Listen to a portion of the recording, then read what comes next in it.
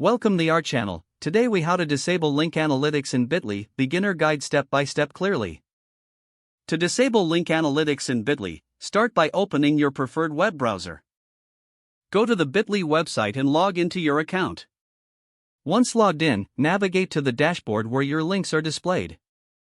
Find the specific link for which you want to disable analytics. Click on the link to open its details page. On the details page, look for the settings option usually found on the right side. Click on settings to access the link configuration options. Scroll down to find the analytics section. In the analytics section, you will see an option to toggle link tracking or analytics. Switch the toggle to the off position to disable link analytics. After making this change, be sure to save your settings. You should see a confirmation message indicating that the changes have been saved. That's it. You have successfully disabled link analytics for your selected Bitly link. Repeat these steps for any other links where you want to disable analytics. Now, you can continue using Bitly without link tracking enabled. This gives you more control over your data privacy preferences. Remember to check back to see your analytics settings for other links as needed.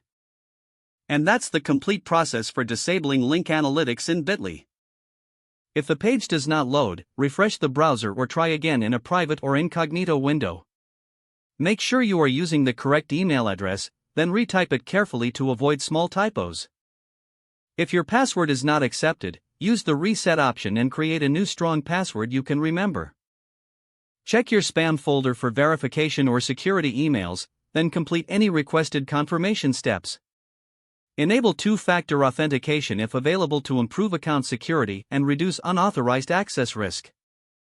After signing in, review your profile details so your contact information and settings are accurate and current. If you see an error message, note it down and try again after restarting your device and internet connection. Log out when you finish, especially on shared devices, to keep your account and payment information secure. If the page does not load, refresh the browser or try again in a private or incognito window. Don't forget to like this video and subscribe to our channel for more step-by-step tech guides.